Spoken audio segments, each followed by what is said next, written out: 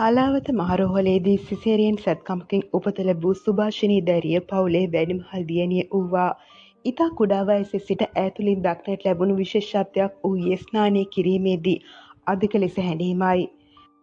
ඇය අසලට ජලයේ බේසමක් ගෙනෙන විටදී ඇය අතිශය බියට පත්ව මා හඬින් හැඬීම සිරිතක් වී තිබුණා.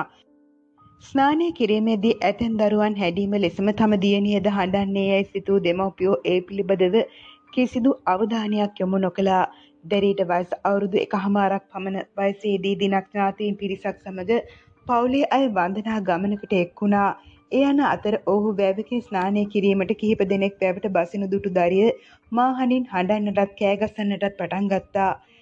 ඇයගේ නැන්දා කෙනෙකු වැවට බැස ස්නානය කරන විටදී ඔයා ගිලිලා මැරෙයි යනුවෙන් සිකිරි දැරිය හඬ නගා කියමින් හඬන්නට වූවා. දියණියගේ මෙම හැසිරීම් රටාව ඥාතී පිරිසට මෙන්ම දෙමව්පියන්ටද මහත් ගැටලුවක් වුණා. එදින නිවසට පැමිණ දැරිය මව ඇමතුවා. එදා සිරිනාතයි මමයි වැවට බැහැලා මල් කැඩුවා. ඉතින් අපිව ගිලුණා යැයි ප්‍රකාශ කළාය. දියණියගේ මෙම ප්‍රකාශය මගින් ඇය කිසියම් පෙරබවයක් හෙළි කරන්නේ දැයි මවට සිතුණා. කොහොමද ගිලුණේ යැයි මම පුංචි දියණියගෙන් විමසීමක් කළා.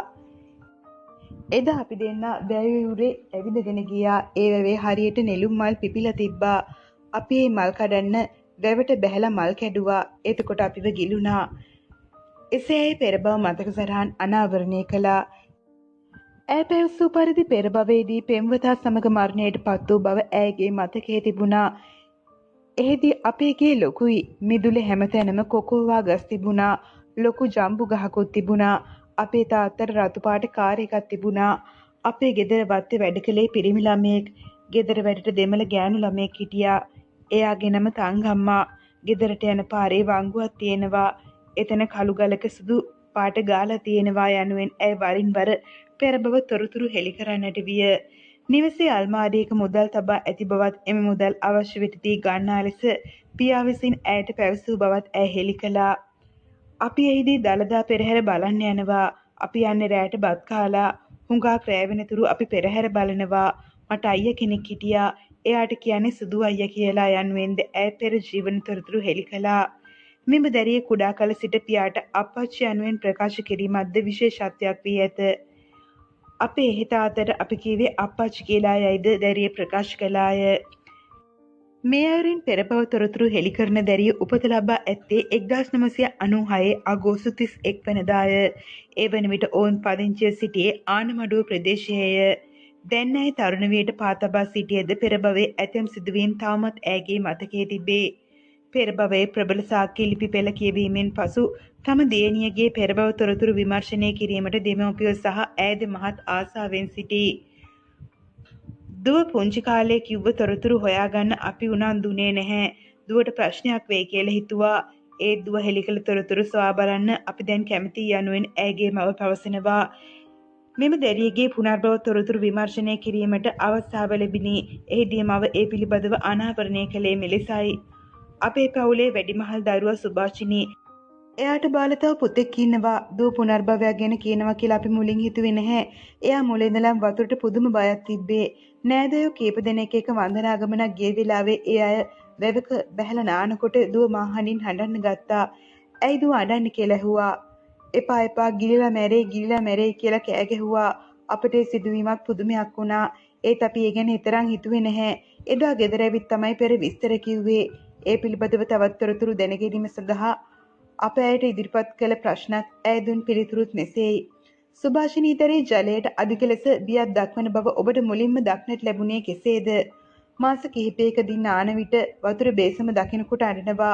ජලය ඇඟට දානකොට පුදුම විදියට බය වෙලා අඬන්න ගන්නවා. මුලින්ම මේ ගැන කතා කිරීමට ආරම්භ වුණේ වයස කීයේදීද? අවුරුද්දේදී පමණ. පෙරබවය ගැන කළ මූල්‍ය ප්‍රකාශය එදා වැව ළඟදී නෑදෑයෝ නානකොට බය වුණා. එදා ගෙදර ඇවිත් අපිව වැවේ ගිලුණා කියලා කිව්වා. එතකොට වයස අවුරුදු 2ක් විතර ඇති. දුර ප්‍රකාශ කළ නම මොනවද? එයාගේ ඉස්සර නම කිව්වා. ඒ මොකද්ද? ඔව් එදා එයා වැවේ ගිලුනේ සිරිනාත එක්ක වැවට ගිහින් කිව්වා. සිරිනාත කියන්නේ කවුද කියලා ඇහුවද?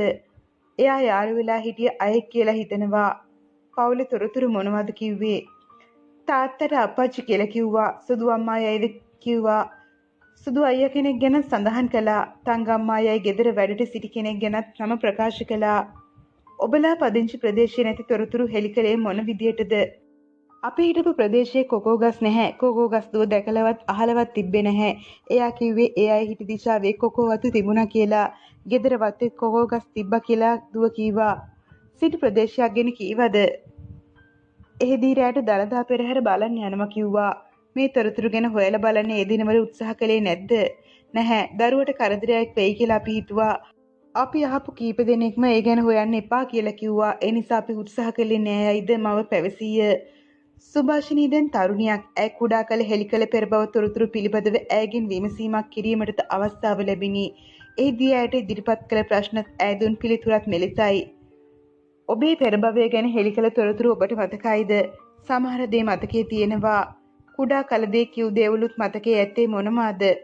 පැවත් දිගේ ඇවිදගෙන යන විට මල් දැකලා මල් කඩන්න ගියාම දියේ කිලුණු බවක් මතකයේ තියෙනවා. ඔබ ජලයට බයයිද? ඔව්, තාමත් මම වතුරට බයයි. පැවක නාන්න නම් මම බයයි. ගිලී මැරෙයි කියලා බය හිතෙනවා. ඔබට මතක පුද්ගල නම් මොනවද? සිරිනාත කියන නම මට මතකයි. සිරිනාත කවුද? එයා එක්ක තමයි වැවට බැස්සේ. සිරිනාතගේ හැඩරුව මතකද? දැන් මතක නැහැ. ඒත් මං කුඩා කාලේදීම සිරිනාත වගේ කියලා අයෙක්ව අම්මලට පෙන්නලා තියෙනවා. එයාගේ කොණ්ඩේ ක්‍රේල්. එයා මොන වගේද? උස කෙට්ටු කලිතන් අදින කෙනෙක්. පෙර භවයේදී ඔබේ නම මතකද? ඔව්, චතුරිකා. ඔබේ පෙර භව නිවස ගැන මතකද? ඔව්, කොකගස් තිබුණු ප්‍රදේශයක ලොකු ගෙයක්. ඒ ගෙදර ගැන තවමත් මතකයේ ඇත්තේ මොනවද? ගේ ඉස්සරහා බංකුවක් සවි කරලා තිබ්බා. එතන ලොකු ජම්බු ගහක් වවලා තිබුණ බව මතකයි. වැවේ කිලුණු ප්‍රදේශයක් ගැන මතකේ නැද්ද? නැහැ, මම හිතන්නේ අනුරාධපුර ප්‍රදේශයේ වෙන්න පුළුවන්. ජලයට දැන් ඔබ තාමත් බයද? වැවක් අසලට ගියාම නම් පුදුම බයක් දැනෙනවා. මේ අරින් පෙර භවයේ හෙළි කළ සුභාෂිනී තම පෙර භවයේ නෑදෑ හිතවතුන් සොයා ගැනීමට මහත් ආසාවෙන් සිටින බව එදා හෙළි කළා. දැනට ඔවුන් පදිංචිව සිටින්නේ සීදුව ප්‍රදේශයේයි.